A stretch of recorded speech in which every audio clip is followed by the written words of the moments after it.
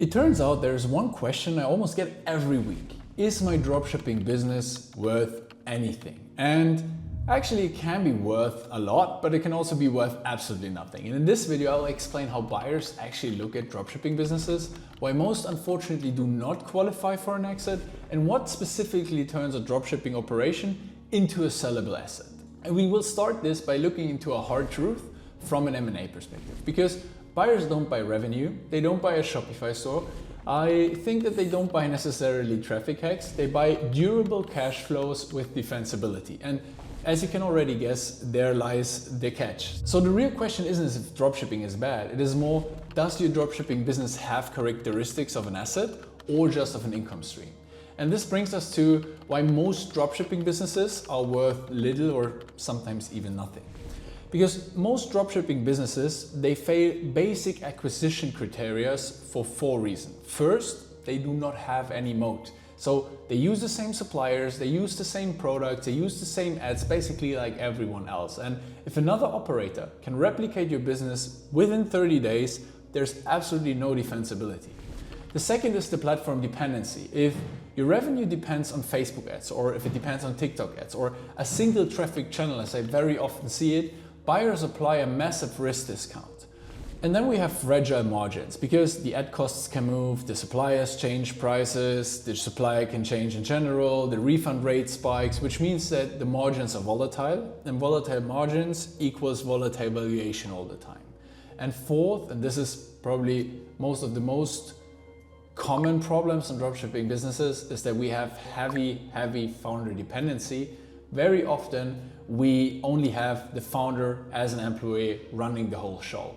And if you're the one running ads, managing suppliers, fixing all the issues daily, the business collapses without you, and it is very unlikely that a buyer is interested in something like this. Because from a buyer's perspective, it's not an asset, it is more like a job, I would say. Then we also have to look at how buyers actually value dropshipping. And we talk about numbers here. I would say that the typical low quality dropshipping, if even, can range somewhere between 0.5 to 1.5 of the annual profit. And sometimes it is, even if you make profit, really unsellable at any price because of the reasons I've mentioned before. Let's assume now you did steps I already explained in other videos of mine. You can just check them out. It's all about M&A, how to exit your business, how to understand how to create a business which is eventually exitable. You can do some improvements. You can have semi-systemized operations. And I see that some businesses around there could be exit between 2 to 3x EBITDA. And then we have very rare high quality cases where people really build a brand around the product and around the processes. They have repeat customers, maybe even subscriptions. And if you look at those businesses, yes, you can see 3 to 5 times EBITDA, sometimes even more. So compare that to a branded e-commerce or SaaS where multiples can be 6x or 8x or even higher than that. The gap is ideology, not risk necessarily. And now I also want to talk about when a dropshipping business is worth something. This is actually the important part, because a dropshipping business can be valuable. And if you think about what I said right now, what are the reasons that it isn't valuable? Of course, you can start to think about what makes it valuable or what can I do to make it valuable. And I can just say that the number one thing is that you need a brand. The brand is more important than the product. If customers buy you, not the product, that is a clear shift from classical arbitrage to real equity. Then we have the repeat customers. If 30-40% of revenue comes from returning customers, then I would say buyers start paying attention, because recurring revenue is what most of the buyers are looking for. And then we have the operational independence. If you have documented SOPs, outsourced fulfillment, automated customer support, maybe even having someone who's taking care of this, it is making a real big difference. And I know it could sound like a little bit too much work, but I think that having processes right from the beginning or while you are in the process, or especially when you think about selling such a dropshipping business, you can't do enough. And the process optimization in most of the cases also reflects in your own numbers if you decide to keep the business.